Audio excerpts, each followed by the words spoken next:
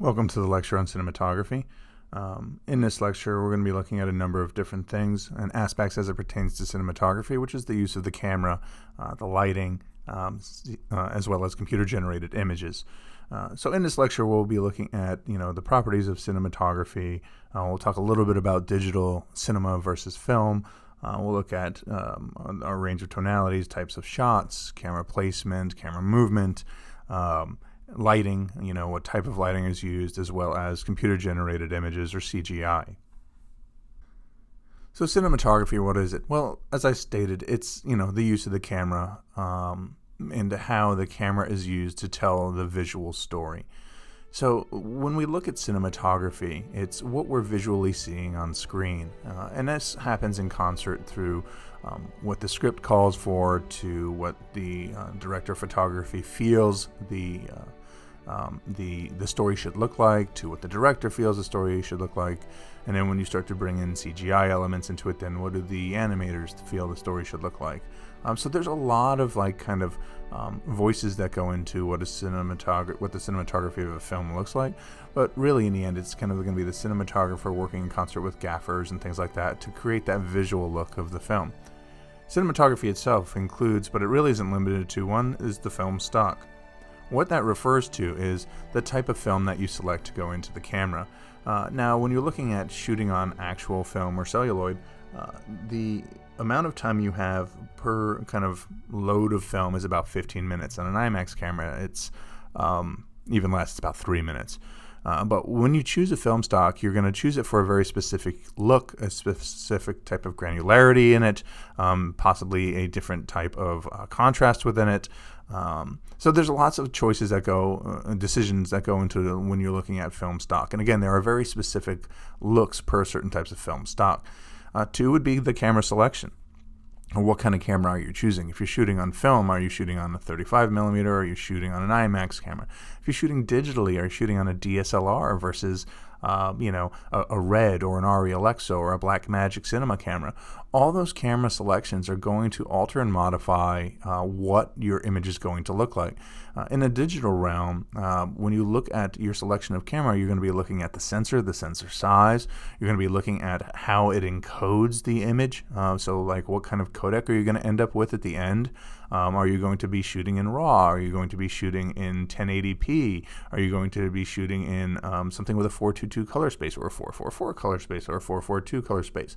So all those things can kind of alter or modify what specific look you're wanting. Red cameras tend to have a more warm image. Arri are a more flat image where it's almost a black and white image. I use Blackmagic currently right now because I like the workflow of the actual codec that you get. 3 would be the lens selection. What kind of a lens are we going to pick? Are we going to use a telephoto lens, a wide angle lens?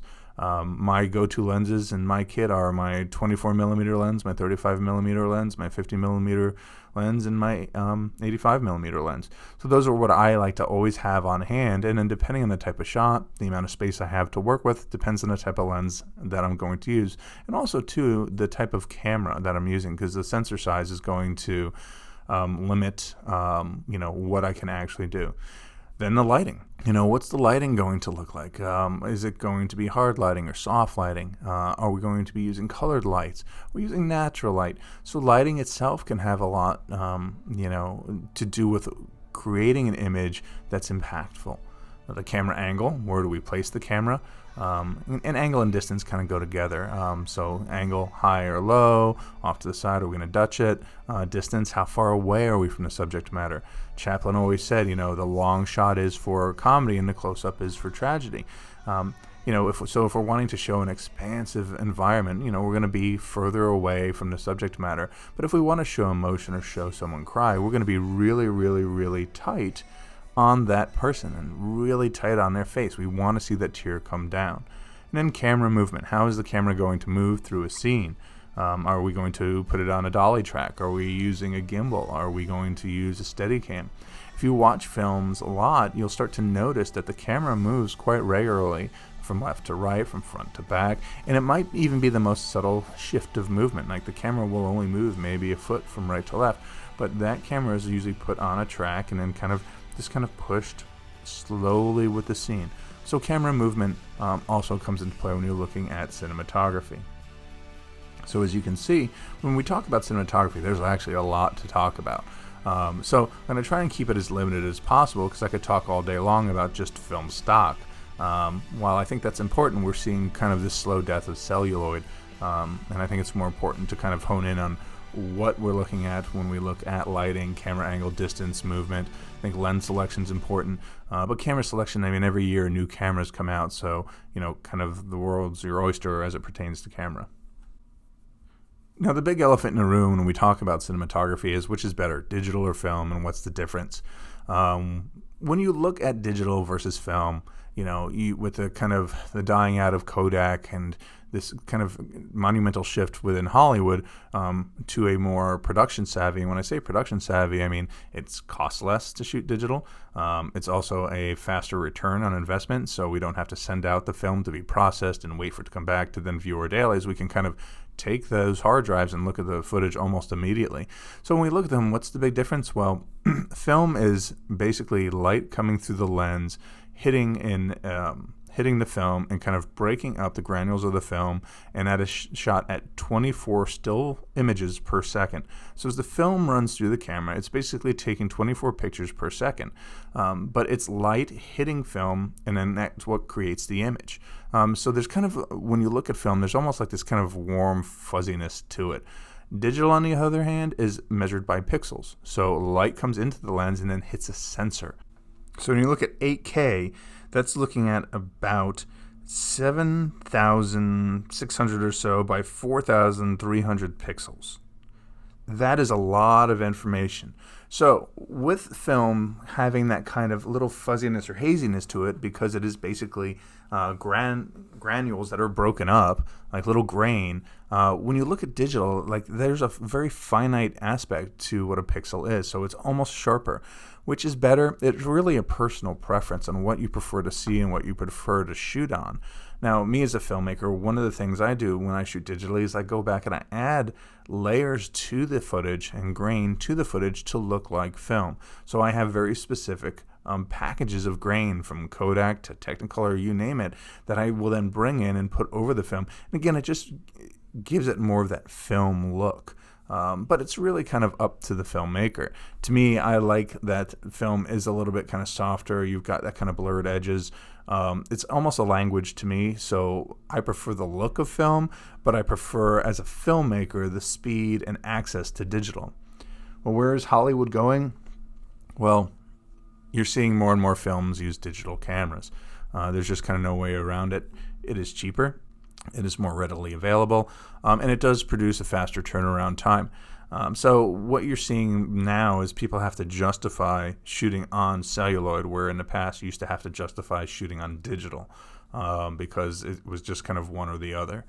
So you're seeing that shift slowly going there. Now, there are your traditional filmmakers like, Chris Nolan still loves to use celluloid. Tarantino loves to use celluloid. But you're seeing a massive overall shift of going to the digital cinema.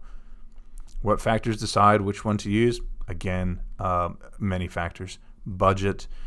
It can be, what the cinematographer prefers. It can be the turnaround time on the film. I mean, there could be a million different things and factors that decide which one someone's going to use. So really, it's up to the filmmakers, the producers, to kind of decide what's the best route for them. Film itself, as I said, runs at 24 still frames per second, where digital cinema is a 23.978 frames per second look. So it's supposed to look similar to film, and then when you look at like standard television, that's at 30 frames per second. So it's a little bit smoother. So there's already that kind of little bit of choppiness when we look at digital versus film. So as a cinematographer, when you start to get into the visual look that you're going to create, so what the audience is going to see on screen, you have to make a lot of decisions. And those decisions aren't always the easiest decisions to make. A lot of it will depend on the genre that you're telling your story, and a lot of it will depend on the story itself. A lot of it will depend on the director. Some of it will depend on the camera that's selected, and then kind of what's going to happen in post-production. So one of the first kind of things that you have to consider is, looking at your kind of the tone that you're going to be putting forth to the image. One of my first choices is whether I'm going high contrast or low contrast. If you look at the images below, you can see that there's kind of a stark difference between them. When you look at the top one from Skyfall, you can see that there's a large amount of contrast between your whites or brightest part of the image and then your darks or shadow parts of the image. That's what high contrast means. So you have a large range between your whites and your blacks, or your highlights and your darks. So in this clip, you can kind of see how that kind of high contrast plays throughout the image itself.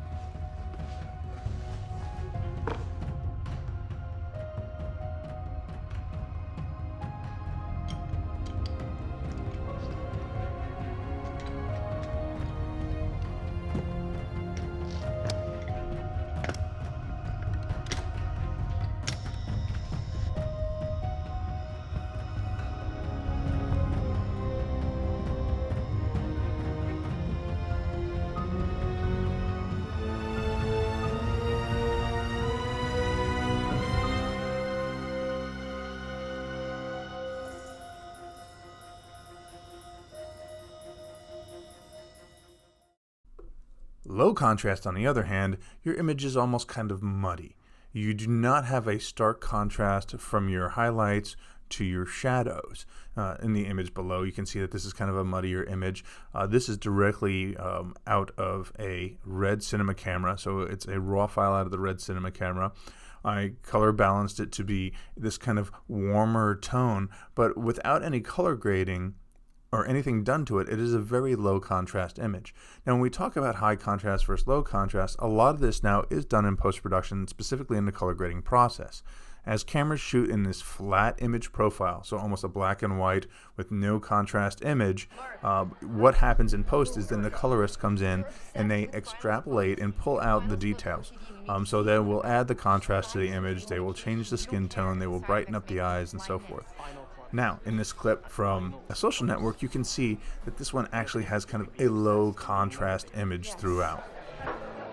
There is. Well, you do. That was cryptic, so you do speak in code. I didn't mean to be cryptic. I'm just saying I need to do something substantial in order to get the attention of the clubs. Why? Because they're exclusive and fun, and they lead to a better life. Teddy Roosevelt didn't get elected president because he was a member of the Phoenix He was a member of the Porcellian, and yes, he did.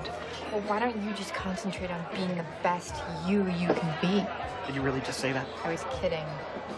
Although just because something's trite doesn't make it any less I want to try to true. be straightforward with you and tell you that I think you might want to be a little more supportive. If I get in, I will be taking you to the events and the gatherings, and you'll be meeting a lot of people you wouldn't normally get to meet. Another thing to take into consideration as you think of range of tonality as it pertains to cinematography is whether to use color or black and white. I know black and white you tend to associate with older cinema, and yes, that's how older films were shot. But in today's world, believe it or not, we still see a lot of films that are black and white. We saw two big ones over the last year in Logan and Mad Max Fury Road that were also released in black and white versions. So it is still a technique that's used. Now, when you look at color versus black and white, you still want to have a certain amount of contrast within the image. A lot of times when students say, oh, I want to shoot black and white, or I would love to have a black and white film, they just take the saturation down of the image and that's it. No, you still need contrast. Color, obviously, how colorful is it going to be? In the next slide, we're actually going to talk a little bit about muted versus vivid color.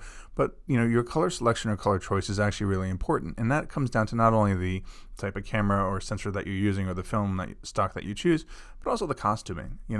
What colors are we going to include in the costuming? What color are we going to paint the set? So when you look at just the tonality of color, you're going to have a lot of choices and a lot of options there. Now, as you watch this set of clips from Logan, I've got both the original, what was released in theaters, color version, and then on the right is the Logan Noir, which is the black and white version. Notice how when you watch it, it gives kind of just a different sensibility of what's going on in the scene, and kind of, I like the black and white as it pertains to this movie because it just adds that noir element and makes it a little bit darker, a little bit more kind of downtrodden or down, more of a pessimistic tone. Waiting flakes off.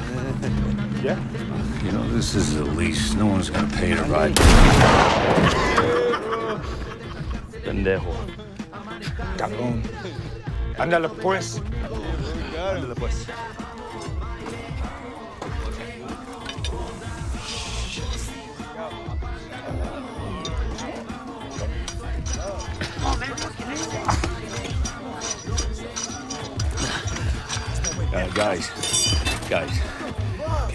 Guys, seriously, you don't want to do this. Take them out.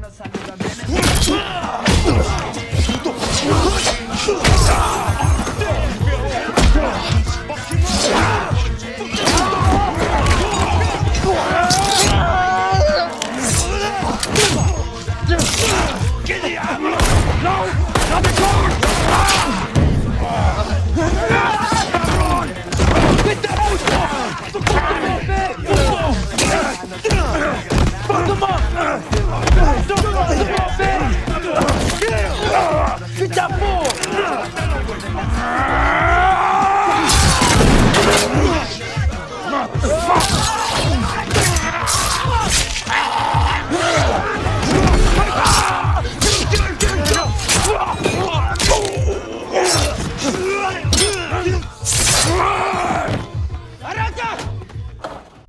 Another aspect of tonality when talking about cinematography and color in particular is whether we're going to have muted or desaturated color or vivid and saturated color. So a lot of this will depend on the actual genre that the film is in. So when you look at dramas, you're going to see more of a desaturated color. Horror films, you're going to have desaturated color. Science fiction films, the desaturated color. So when you look at films in particular, the genre is going to dictate the range of tonality that we're going to see color-wise. In this clip from Saving Private Ryan, you'll notice that there's this kind of desaturated look to it.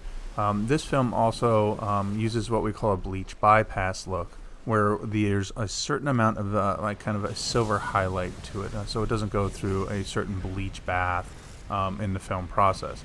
This again can also be created in post-production. So here's an example from Saving Private Ryan of that muted or desaturated color.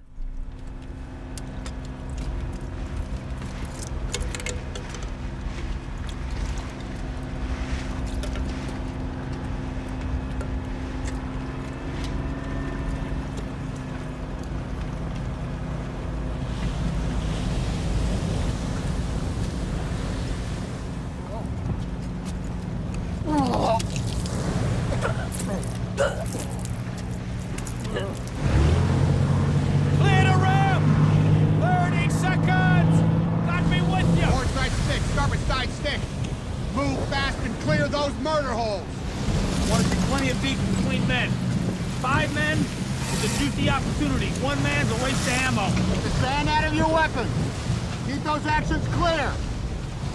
I'll see you on the beach.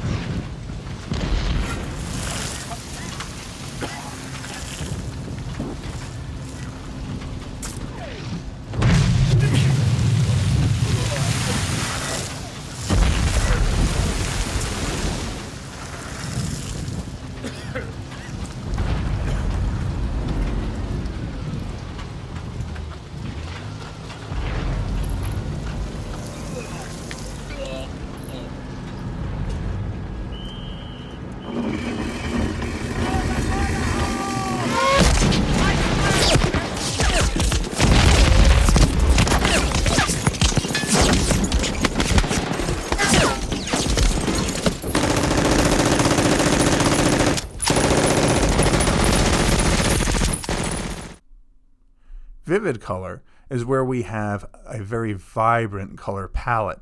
This is where the image is overly saturated. This is done either through the selection of your film stock, if you're shooting on celluloid, or it's done in post-production and in the color grading process, where you would go ahead and kind of pull up your saturation or your colors or modify colors. One of the things that's kind of fun within color grading is you can actually go in and select a color palette or a specific color, change the range of that color, and then kind of alter or modify that U to be a different U. So I can take a red and make it purple, or purple and make it green. I can take people's eyes and change the color of their eyes. But in this clip from Moulin Rouge, you can see the oversaturation of color.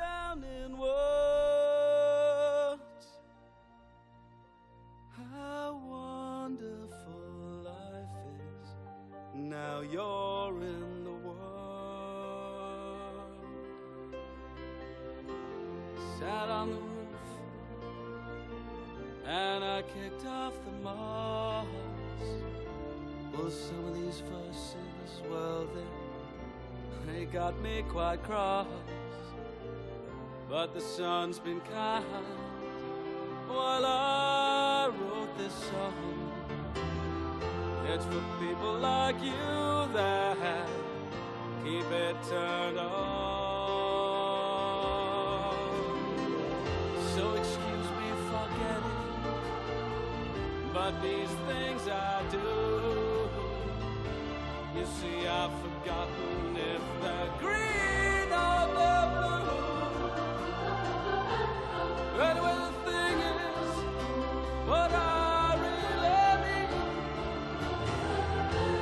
yours got the sweetest eyes I've ever seen.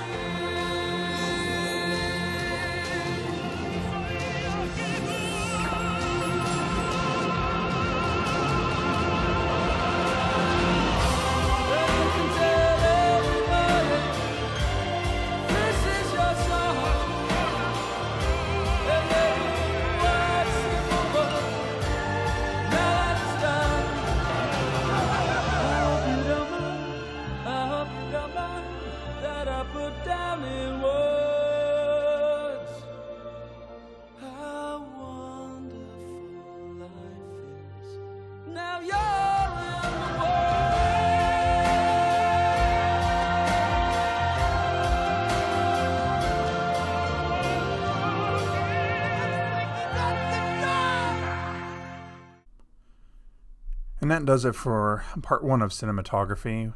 In this lecture, we talked about what cinematography is, how it functions, what are some of the things that we need to take into consideration as cinematographers, specifically the tonality and the range of tonality that we're going to be looking at. Make sure you move on to cinematography part 2. In cinematography part 2, we're going to be looking at types of shots. What do they mean? What are they called? And types of focus within the actual shot itself, as well as the type of lenses that you can use. So please make sure you move on to cinematography part 2.